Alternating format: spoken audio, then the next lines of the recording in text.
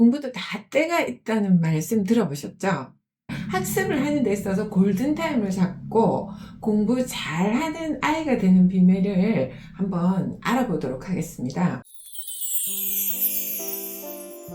반갑습니다. 29년차 심리상담가이자 학습 멘탈리스트인 이선입니다. 오늘은 공부 잘하는 아이의 비밀 1편으로 오늘 이 영상을 보신다면 웩슬러 지능검사를 좀 더 구체적으로 적용해서 학습의 골든타임을 잘 잡을 수 있는 좋은 시간이 되실 것 같아요. 웩슬러 검사의 이제 소검사를 지난번에 5가지를 알려드렸는데 언어, 시공간, 유동추론, 작업기억, 처리속도 이 구체적으로 이 내용들을 과목과 좀 연결해서 알려드릴까 해요. 오늘은 언어 이해 항목하고 국어, 영어 영역을 좀 연결시켜드리고 또 시공간, 유동추론 이런 부분과 수학, 또 작업기억과 기억력, 시험 준비, 또 처리속도와 적극성 이런 부분 간단하게 얘기하면 이런 부분들을 좀 연결해서 설명을 드리면 좀 도움이 되시지 않을까 합니다. 요즘 TV에서 문해력하고 많이 언급하기도 하고 책 읽기의 중요성을 많이 말씀하시는데요. 웩슬러 검사의 언어 능력과 어떻게 적용이 가능할까요? 또 학년별로 상담 비법 같은 것을 알려주실 수 있을까요? 웩슬러 검사에서 언어 기능을 잘 적용해서 먼저 국어 학습을 어떻게 좀 적용을 할 것인가에 대한 것들 중에서 학년에 적합한 공부 방법을 좀 알려드릴까 합니다. 먼저 초등학교 입학 너무나도 설레기도 하지만 또 부모님들이 제일 걱정을 많이 하시는 학년이기도 해요. 그죠? 초등학교 1학년, 2학년은 읽고 쓰고 한국어 마스터하는 게 참 중요합니다. 특히 2학년은 국어의 성숙도를 좀 많이 올려야 하는 시기이기도 합니다. 3, 4학년은 읽고 쓰고 한자 추구하는 것이 필요한데요. 아이의 상황에 따라서 한자 급수를 한번 시험도 쳐보는 것도 괜찮고 또 아니면 한자 학습지를 하는 것은 이제 생각을 한번 해보셔야 돼요. 웩슬러 이제 파일을 보고 선택을 하시면 좋아요. 한자를 하는 이유는 어휘에 많이 도움이 됩니다. 자, 이때부터 독서 논술의 라인업 형성하는 거 이거 참 중요한데요. 다양한 책도 많이 읽고 독서 논술 프로그램을 형성하는 게 중요한 시점이에요. 예를 들면은 언어 기능이 되게 높은 이제 자녀의 경우에는 이제 인문학 수업도 한번 들어가 보고 내 생각을 할 수 있는 이제 프레임도 조금 많이 넓혀보고 인문학이라고 해서 그냥 책만 읽는 게 아니라 철학적인 개념이라든지 아니면 조금 더 유등한 선생님 같은 경우에는 비평론적인 관점까지 이렇게 들어가는 좋은 선생님들도 있으시거든요. 이제 요런 수업을 한번 생각을 해보시면 좋겠다 하는 생각이 들어요. 이제 조금 그래도 언어 기능이 조금 낮은 친구들 같은 경우에는 독서 이제 논술 프로그램을 천천히 이제 시작해보는 것도 추천합니다.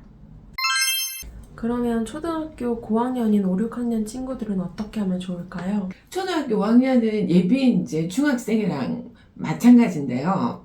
요때는 이제 비판적 글쓰기가 좀 시작이 되면 좋겠어요. 독후감, 토론, 이렇게 다양한 독서, 논술 프로그램 이렇게 적용을 해서 중학교 내신 국어 대비 문학 작품에 대한 준비가 필요한 시기이기도 합니다. 이때가 제일 중요한 시기겠죠? 그럼 초등학생들의 시기별 국어 적용은 잘 들었는데요. 성적으로 나오는 중학생들의 국어 골든타임도 이야기해 주실 수 있을까요?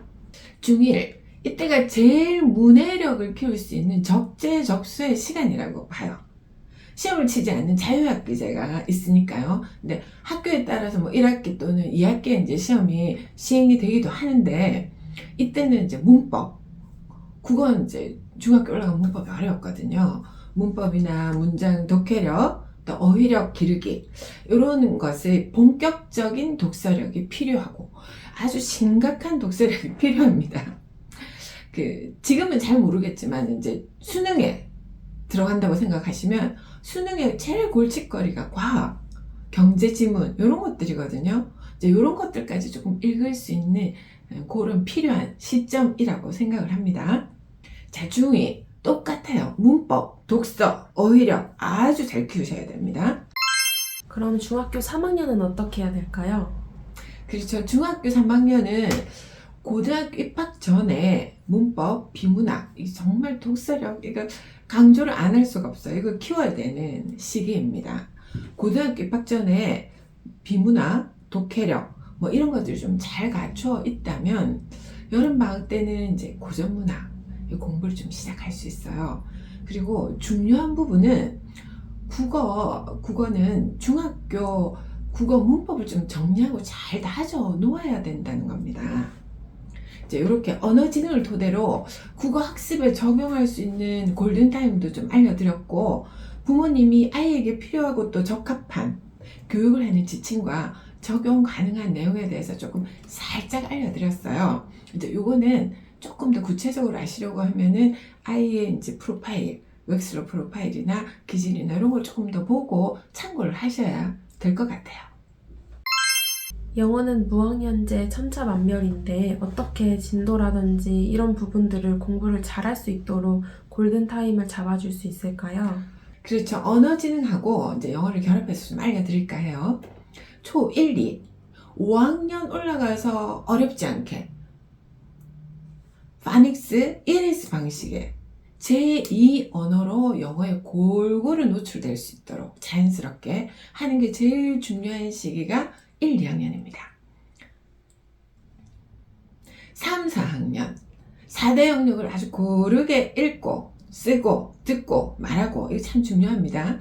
그리고 기회가 된다면 말하기 이제 토론대회 준비도 한번 해보시는 것도 뭐 추천할 만합니다. 그리고 공부보다는 도전 이거 참 해서 성취하는 경험 이거 중요한 그런 시기입니다. 그럼 초등학교 5, 6학년은 어떻게 하면 좋을까요? 그렇죠. 초등학교 5, 6학년은 진학 목표에 따라서 좀 갈라지게 돼요.